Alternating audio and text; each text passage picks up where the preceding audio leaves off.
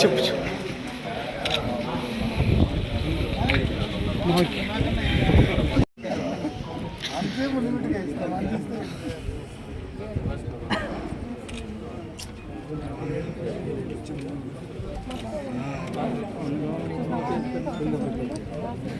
చూడు బా నేను భయపడలేదు నా ధైర్యంగానే వచ్చినామన్నా. ఎందుకు నా భయం చూస్తున్నాను చెప్పండి. మా బాగా చెప్పుకోవడానికి కదా వచ్చినాము. భయపడేది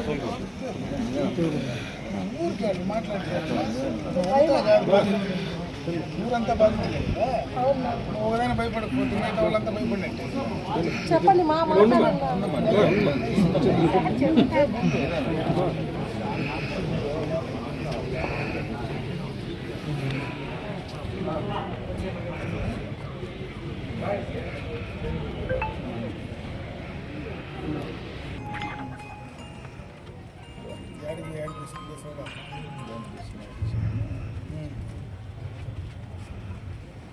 తేడా అయితే ఉంది. 100% వీళ్ళను కూడా మేనేజ్ చేస్తాం. బాధితులు నిజంగా ఒకటి నిజంగా వాళ్ళ కుటుంబం ఉండి అందరికీ సమస్య ఉంటే మనం సమస్య అనేది చెప్పుకోలేదని బయట రాకపోతే మనం ఏమని ఫస్ట్ ఫస్ట్ కంపెనీ దాంట్లో కూడా అడ్రస్ సరిగ్గా పెట్టుకున్నారు. సీఏ కూడా బాగుతున్నారు. కనీసం ముందు కొంచెం కంపెనీ కోసం విమర్శపోతున్నారు. ఏదో తేడా ఉంది కదా, చెక్ చేసుకో. మనం ఏం చేయాలి, సడన్ యాక్షన్ అయితే తీసుకోవాలి. సార్ ఇది ఒక యాప్ అనేసి గూగుల్ ద్వారా నాకు సబ్జెక్ట్ ఎడ్యుకేటెడ్స్ దీని టీడీఎస్ కట్ అవుతుంది అనేసి అని చెప్పి అట్లా చెప్పారు. అన్ఎడ్యుకేటెడ్స్ డ్వాక్రా వాళ్ళ ద్వారా రిలేట్ అయిపోయింది అన్ఎడ్యుకేటెడ్స్. సో కొంతమంది ప్రిస్టేజ్ వల్ల రాలేదు అనుకుంటున్నారు. కరువు పోతుందని రాలేదు. మేము పెట్టేది కాకుండా మా ఇంట్లో వాళ్ళు, మా బ్రదరు, మా సిస్టర్, మా మదర్ వాళ్ళది కూడా పెట్టించేస్తున్నాం సార్. దానికి ఎప్పుడు చేంజ్ చేస్తాడు? నువ్వు చెప్పేది నీ ప్రశ్నకి సమాధానం అయితే నా దగ్గర లేదు. కాకపోతే మోసం జరిగింది. కనీసం మోసం జరిగిందని చెప్పుకునే పరిస్థితి లేకపోతే దాన్ని ఎట్లా ఎవరు దానిపైన ఇప్పుడు మామూలు విషయం కాదు కదా. ఊళ్ళో చిన్న రేపు ఏదైనా మేము దానిపైన యాక్షన్ తీసుకొని మేము ముందుకు పడి చేస్తే మళ్ళీ వాళ్ళు ఎట్లా పోతారు, ఎవరితో ఉంటారు, దానివల్ల మనకు వచ్చిన ఇబ్బంది వేరే రకంగా వస్తే సమస్య వస్తుంది కదా. ఫస్ట్ ఆఫ్ ఆల్ నిజంగా బాధితులు అన్నోళ్ళు ఓపెన్ కావాలి కదా. స్ట్రాంగ్గా ఉంటే మీకు ఎక్కడో న్యాయం చేసేదానికి ప్రయత్నం అయితే ఖచ్చితంగా చేస్తాం. అంటే వాళ్ళు ఏమన్నా మీకు తిరిగి డబ్బులు ఇచ్చేస్తామంటే తీసేసుకోవచ్చు. లేదు సార్ అట్లే కాదమ్మా, నేను చెప్పేది వినండమ్మా. ఇప్పుడు మీరు వచ్చిన 10 మంది కదా మాట్లాడతాం. మిగతా వాళ్ళకి ఏమన్నా మేము తిరిగి ఇచ్చేస్తామని చెప్పి పాసిఫై చేసింటేనే కదా వాళ్ళు రాకుండా ఉంటారు. కొంతమందిని బెదిరించినారు కూడా సార్, ఫోన్లు చేసి. డబ్బు ఇచ్చిన బెదిరించి ఇంట్లో నుంచి రాకపోతే ఎవరు ఏం చేయలేం కదమ్మా. ఒక అర్థం చేసుకో. బెదిరించినారని భయపడి ఇప్పుడు ఇంట్లో ఉండడానికి ఏముంది, ఎవరు ప్రభుత్వం లేదు, నేను ఉండా ఈడ గవర్నమెంట్ ఉంది, మొత్తం సిస్టమ్ అంతా మీకేం కావాలన్నా చేయడానికి సిద్ధంగా ఉంటుంది. ఇంకా ఇంతకుముందు బెదిరించినారంటే ఇంటిని గవర్నమెంట్ మాలి చంద్రబాబు నాయుడు ముఖ్యమంత్రి అయ్యి నేను ఇక్కడికి వచ్చిన తర్వాత ఇంకా బెదిరించినారని చెప్తే అది మనల్ని మనం మోసం చేసుకున్నట్టే. నిన్న బెదిరించింది సార్. మున్సిపల్ ఆఫీస్ దగ్గర పోయి కూర్చొని ఉంటే అడుగుదామనేసి మమ్మల్ని బెదిరించినారు సార్. ఎందుకు మీరు ఇక్కడికంతా వస్తారు, ఈడేం బిగ్ పని బెదిరిస్తే కూడా మేము భయపడకుండా మేము అన్న దగ్గరికి పోతాము చెప్పి భయపడకుండా వచ్చినాం సార్. 10 మంది గురించి నేను మాట్లాడుతున్నాను, మీరు అర్థం చేసుకోవాలి. నేనేం మాట్లాడుతున్నాను,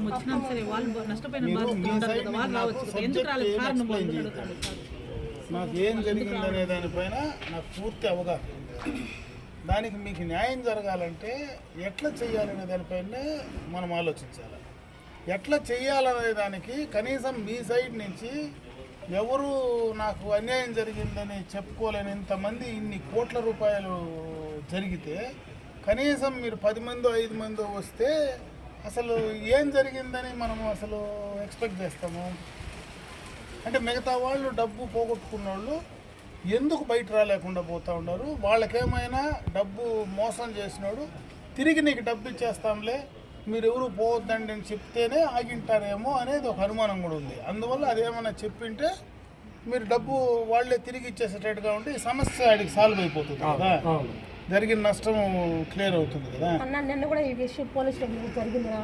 కొంతమంది ఆర్పీలు ఫోన్ చేస్తున్నారు, మాకు అమౌంట్ క్లియర్ చేస్తామనేసి, మేము వెళ్ళిపోతామనేసి సగం మంది నిన్న అట్లా వెళ్ళిపోయినారు.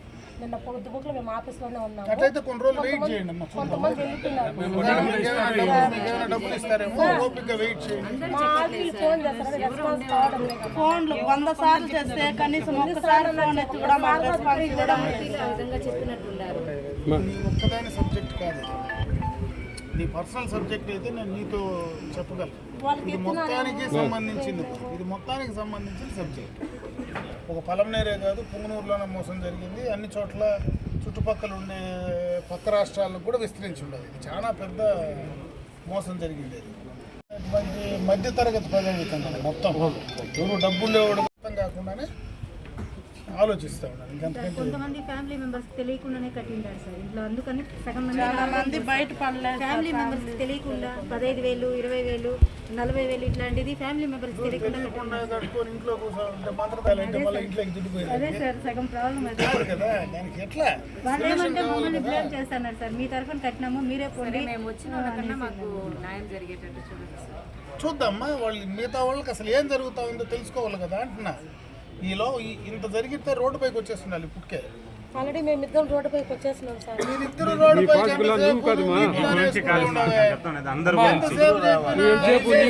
అన్నగారి మాటలు అర్థం చేసుకోండి. కాతల్లే మొత్తం నీ మీద అన్న ఏం చెప్తాడు ఒకసారి దయచేసి అర్థం చేసుకోండి. ఎక్కువ మనిషి ఉన్నారని కాదమ్మా, అసెంబ్లీలో ఉంటే కూడా ఏం జరుగుతుందని ప్రతి నిత్యము ప్రజలకు మోసం జరుగుతున్న ఉద్దేశంతో మమ్మల్ని అన్న వచ్చిందని యాక్టివ్ చేయించినారు. ఇన్ని వేల మంది రాలేదు, మీరు వచ్చి ఇప్పుడు నిన్న డిఎస్పీ దగ్గర ఎంతమంది వచ్చినారు? దాదాపు 150 మంది ఈడుకు వచ్చి వాడికి 10-20 మంది ఉన్నారు. ఇది ఏదో ఏమైనా బ్యాక్గ్రౌండ్ ఏం జరుగుతుందో ఒకసారి చెక్ చేసుకుందాం మాట్లాడు. అన్నగారి ఉద్దేశం ఏ ఒక్కరికి అన్యాయం జరుగుతున్నదే ప్రధాన ఉద్దేశం అని ఆలోచన చేసుకోండి. వాళ్ళకి నిజంగా నొప్పి జరిగిందంటే బయటకు వస్తాడు కదా. నొప్పి జరగకుండా ఉంటే నువ్వు పోయి నీకేం జరిగింది అని పోయి ఇంట్లో పోయి మనం అడగలేము కదా. అడగలేదు. వెయిట్ చేద్దామా, వెయిట్ చేయండి, చూద్దాం. మీకు మళ్ళీ ఏం జరుగుతుందో చూసిన తర్వాత మళ్ళీ ఏం చేయాలో చేద్దాం. మీ ఇన్ఫర్మేషన్ ఏమో మీడియాది ఉంది కదా సార్. మీడియా ఇన్ఫర్మేషన్ ప్రకారం చూస్తే ఇది డొమ్మి కొట్టేసినట్లే లెక్క ప్రకారం తేలుతుంది. డిఎస్పీ సార్ కూడా దానిపైన మీరు కేసు కట్టేయండి అట్లని చెప్పి నిన్న సిఐ సార్తో కూడా టోటల్గా అన్ని ఇన్ఫర్మేషన్ అంతా కూడా వాళ్ళు రాతా ఉన్నారు. బయటకు రాలేదు, వాళ్ళు రావట్లేదు.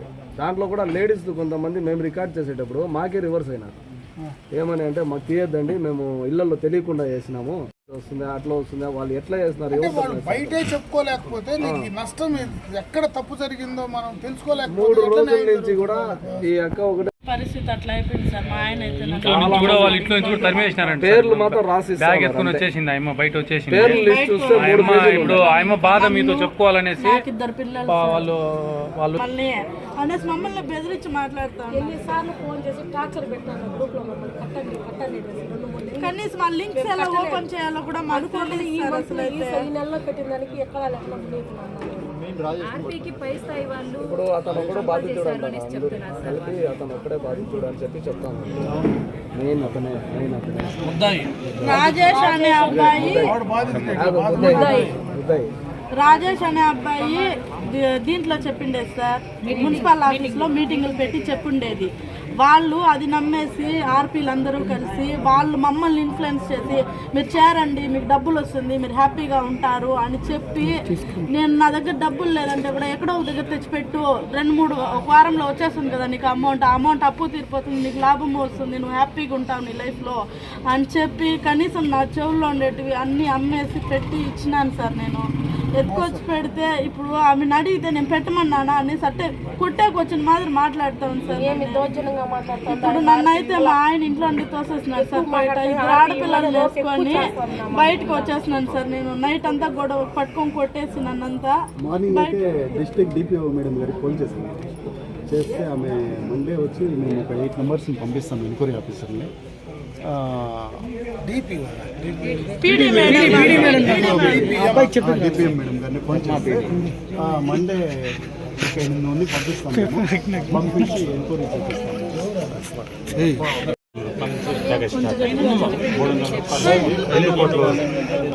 300 రూపాయలు నుంచి 2 కోట్ల వరకు ప్యాకేజ్ అది 300 వేసుకుంటే 60 రూపాయలు 2 రోజులకి ఇట్లా డబుల్ 40,000 వేసుకుంటే 80,000 ఇట్లా చెప్పి అందరూ దీంట్లో ఇన్వెస్ట్ అవుతున్నారు.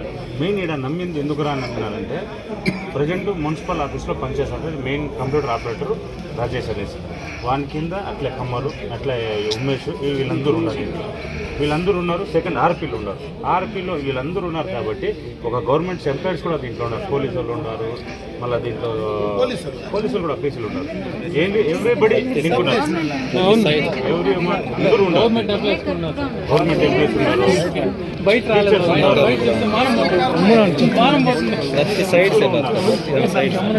అందరూ ఉన్నారు. చేసినారు కాబట్టి ఇంక అందరూ ఉన్నారు కాబట్టి ఒక ధైర్యంతో మనూరు కదా అని చెప్పేసి ఒక ధైర్యంతో నమ్ముకుంటూ వేసాం. అందరూ ప్రతి ఒక్కరు వేసినారు. ఒకరు కూడా డిసైడ్ సుమారు 8,000 మంది ఉంటారు. సుమారు 5,000 మంది పైన ఉన్నారు. 5,000 మంది పైన ఉన్నారు. 5,000 మందికి పైన ఉన్నారు సార్. కానీ కొంతమంది బాధితులు బయటకు వచ్చి భయపడతారు. ఇంట్లో తెలిసిన గొడవలు జరుగుతుంది కూడా వేసినారు. నాకు కూడా బండి కొద్ది పెట్టేసి పెట్టాను. నా బండి కూలర్ పెట్టి ఎక్కువ చదువుకుంటాను. ఎట్లా రూపాయికి 2 రూపాయలు ఇచ్చేస్తాడు నాకు అర్థం కాలేదు. ఇంకొకటి చెప్పినారు సార్, ఎప్పుడు నమ్మదండి. ఇది 4వ సారి 5వ సారి మనకు జరిగింది సార్. ఇంకొకటి చెప్పినారు సార్ వాళ్ళు. హలో ఏంది మా ఈ పొలంనేరులో ఈ రచ్చ ఈ మన మెప్మాది ఆర్పీలు అతను ఇప్పుడు కంప్యూటర్ ఆపరేటర్ అందరూ చేరుకొని కంప్లైంట్ చేసి పెట్టారు.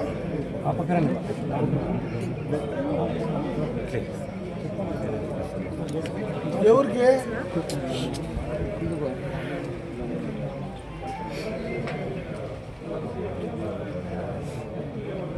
చేస్తే డబ్బులు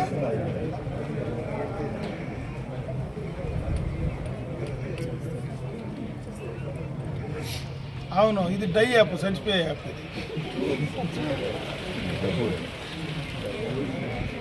వాడు పేరు కూడా మంచి పేరు పెట్టినట్టున్నాడు.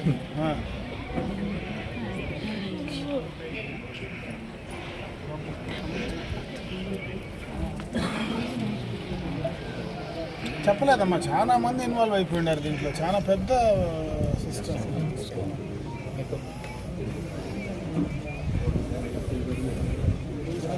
అవునమ్మా, ఇప్పుడు ఏం చేస్తావు చెప్పు. చేస్తావా లేదంటే హైయర్ నోటీస్ పెడుతున్నా ఎవరికి? మీరేమన్నా వచ్చి అసలు ఏం జరుగుతుందో.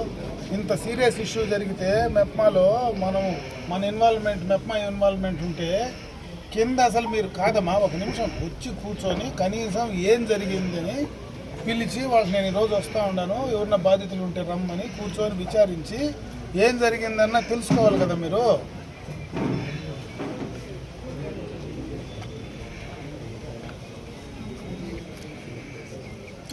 మొత్తం ఇప్పుడు వాళ్ళు డిఎస్పీ దగ్గర చేయడం అనేది ఒక ఆప్షన్ అమ్మా. ఇప్పుడు ఉండేది ఇన్వాల్వ్మెంట్ మెప్మా వాళ్ళది ఉందంటే మీరు సీరియస్గా పోవాలి కదా. అది కదా నేను అడిగేది. మీ ఇన్వాల్వ్మెంట్ లేకపోతే మీ బాధ్యత ఏమి ఉండదు. మీ ఇన్వాల్వ్మెంట్ ఉండేటప్పుడు మీకు ప్రాబ్లం వస్తుంది కదా.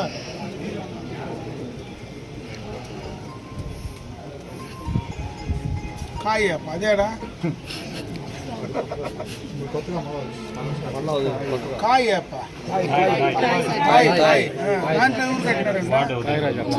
ఎవరు మళ్ళీ కొత్తగా లింక్ వదులుతాను. అదే సెకండ్ లింక్ వదిలేదు. క్లోజ్ అయిన చూడండి. ఇప్పుడు నెక్స్ట్ ఏం చేయాలి? ఇప్పుడు ఎక్కడో ఒక చోట డబ్బు అయితే వాడు ఎవడో పెట్టుకొని ఉంటాడు కదా, ఒకే దినం తినేయడు కదా మొత్తము. మరి నేనైతే ఉంటానమ్మా, నాతో పని వద్దు. నేను చెప్పేది ఏమిరా అంటే మనీ రికవరీ ఏ రకంగా చేస్తారు మీరు, గవర్నమెంట్ నుంచి ఎంత యాక్షన్ తీసుకోవాలా, ఎవడెవడు ఇన్వాల్వ్ అయ్యి ఫండ్ ఎక్కడికి డబ్బులు పోయిందో అంతా కట్టింటే యాప్లోనే కట్టింటారు కదా. ఎక్కడో ఒక చోట అకౌంట్లో అవి రిజిస్టర్ అయి ఉండాలి కదా.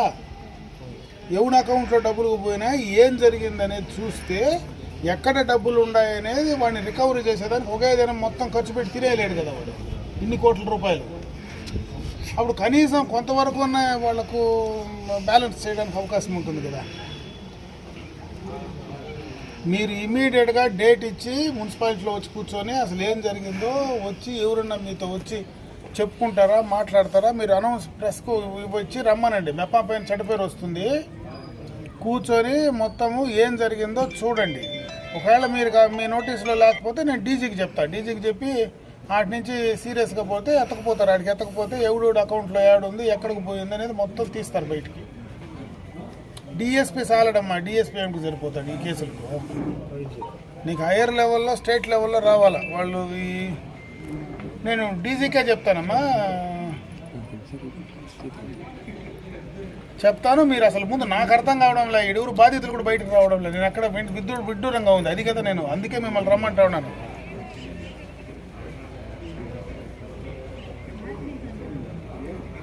ఇప్పుడు నాకు అది నేనేం చేయాలో నాకు అర్థం కాకుండా తరకలాడుతూ ఉండా. ఇప్పుడు 5 మంది 10 మంది వస్తే ఏం చేయాలి? అందుకే మీరు వచ్చి కరెక్ట్గా దాన్ని ఎంక్వైరీ చేసి అసలు నేనేం పని చేయాలనో చెప్పండి. ఇక్కడ ఉండా కదా. మీరు నాతో మాట్లాడేదానికంటే వాళ్ళతో మాట్లాడండి అమ్మా కూర్చొని అసలు ఏం జరిగిందో. ఇప్పుడు వాళ్ళకి రికవరీ కావాలి కదా. కనీసం మిగతా వాళ్ళు రానోళ్ళని వదిలే. ఇప్పుడు వచ్చిండే వాళ్ళు ఎవరు ఉన్నారో వాళ్ళకన్నా డబ్బులు వసూలు కావాలి కదా. రానోళ్ళకి డబ్బులు ఎక్కువ ఉండేవాళ్ళు ఇంట్లోనే ఉండలే. నీకు వచ్చిన నష్టంలే, నాకు వచ్చిన నష్టంలే. కడుపు నొప్పి ఎవరికి వచ్చిందో వాళ్ళదన్నా క్లియర్ చేయాలి కదా. నా దగ్గర ఉంది, నాకు ఈ రిప్రజెంటేషన్ ఇచ్చినారు. దీంట్లో ఎవరెవరిది ఉండదో వాళ్ళది క్లియర్ చేయించు. నేను నీకు మళ్ళీ పంపిస్తాను రాసి, ఇది క్లియర్ చేయించండి. మిగతాది ఏదన్నా ఎక్స్ట్రా ఉంటే ఎవడన్నా వస్తే మాట్లాడదాం, రాకుండా వాళ్ళు మాట్లాడుకునేటట్టుగా అయితే నీకు నాకు పనిలే, సమస్య ఉంటుంది. అట్లా చేయమ్మా, అట్లా నేను ఆమెకు రాస్తాను. ఒకవేళ మీ డబ్బులు వచ్చేటట్టుగా ఇదిగా ఒప్పుకొని చూపించి వాళ్ళ మొబైల్ నెంబర్ ఇంకా ఆన్ మళ్ళీ మెసేజ్ పెడుతున్నా.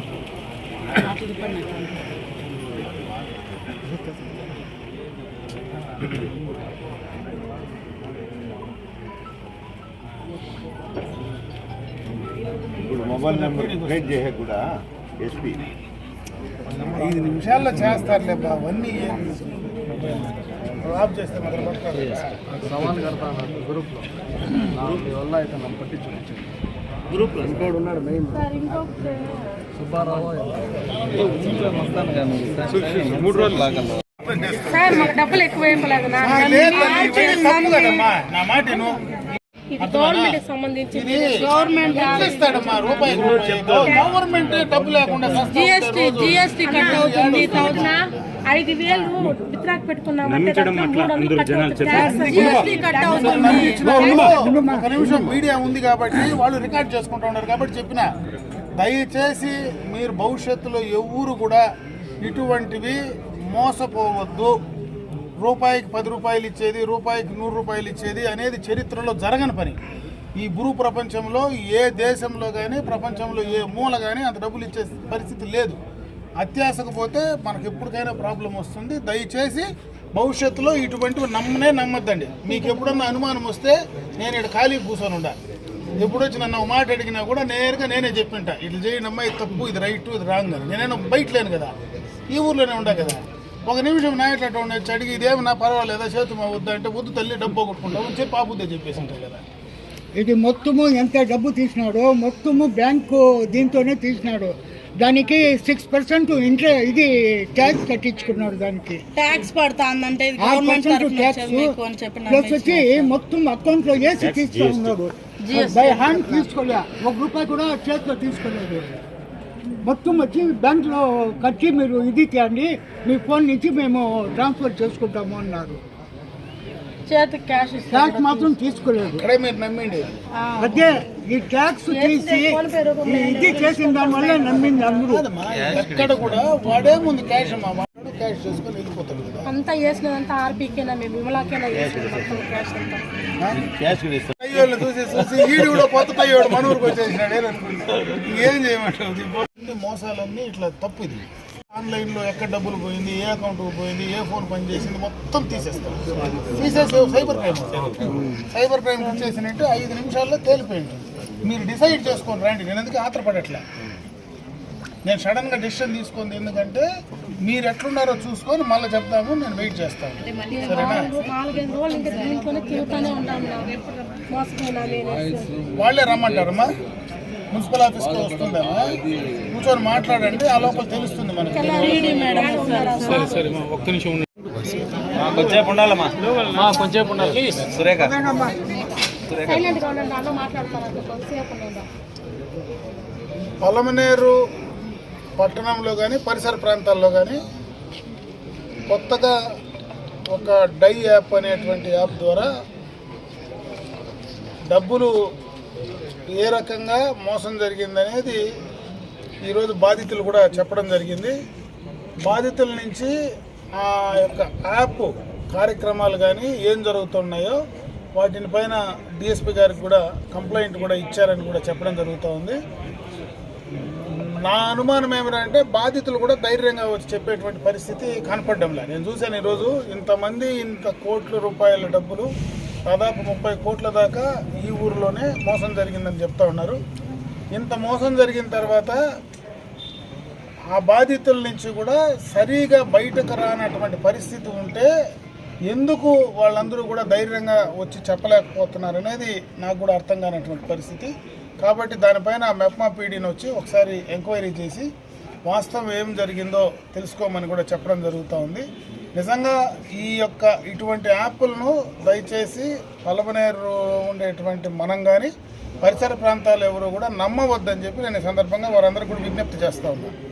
ఎక్కడ కానీ దేశంలోనే ప్రపంచంలోనే రూపాయికి 100 రూపాయలు అనేది అది జరగనటువంటి పని. ఎందుకంటే ఎక్కువగా కూడా ప్రజలను ముఖ్యంగా మధ్యతరగతి బిలో మిడిల్ క్లాస్లో ఉండేటువంటి వాళ్ళను మోసం చేయడానికి వాళ్లకు ఆశ చూపించి మోసం చేయడం అనేది ఈ యాప్ల ద్వారా చేసేటువంటి పరిస్థితి. ఆ మోసం ఎందుకో ప్రతిసారి పలమనేరులోనే గతంలో కూడా ఒకసారి ఇటువంటి మోసాలే ఇక్కడ జరిగాయి, 2 సార్లు ఇటువంటి మోసాలే ఈ పలమనేరులోనే కూడా గతంలో జరిగాయి. ఇప్పుడు కూడా ఇంకా దాని నుంచి మనం నేర్చుకోకుండా మళ్ళా మోసపోతూ ఉంటే ఇది చాలా దారుణమైనటువంటి పరిస్థితి అని చెప్పి సందర్భంగా తెలియజేసుకుంటున్నా. మరొక్కసారి ఈ ప్రాంతంలో ఉండేటువంటి ప్రతి ఒక్కరికి కూడా దయచేసి ఇటువంటి యాప్లు నమ్మద్దండి. జరిగినటువంటి నష్టం ఏదైనా ఉంటే దాని పోలీస్ కంప్లైంట్ ఇచ్చారు కాబట్టి ఏ రకంగా ఏం జరిగిందనేది పూర్తి స్థాయిలో వాళ్ళు విచారణ చేయనివ్వండి. విచారణ చేసిన తర్వాత ఏ రకంగా బాధితులకు న్యాయం చేయాలని తర్వాత మనం నిర్ణయం తీసుకొని చేసే కార్యక్రమం చేద్దాం. నాకు కూడా పూర్తి స్థాయిలో దీనిపైన అవగాహన కూడా లేదు. నిజంగా ఉంటే సైబర్ క్రైమ్ వాళ్ళు కూడా ఇన్వాల్వ్ అయితే ఖచ్చితంగా కూడా సైబర్ క్రైమ్ ద్వారా వాళ్ళు ఆ యాప్ ద్వారా వీళ్ళు కట్టినటువంటి డబ్బు అన్నీ ఆన్లైన్లో కూడా కట్టడం జరిగింది. ఆన్లైన్ నుంచి ఏ అకౌంట్స్కి ట్రాన్స్ఫర్ అనేది కూడా 5 నిమిషాల్లో బయట తీసేటువంటి పరిస్థితి ఉంటుంది. అటువంటిది ఏదైనా ఉంటే ఇమీడియట్గా వాళ్లకు ఎవరైతే నష్టపోయారో వాళ్లకు నష్టపరిహారం ఇమీడియట్గా కూడా చెల్లించమని చెప్పి డిమాండ్ చేస్తాం.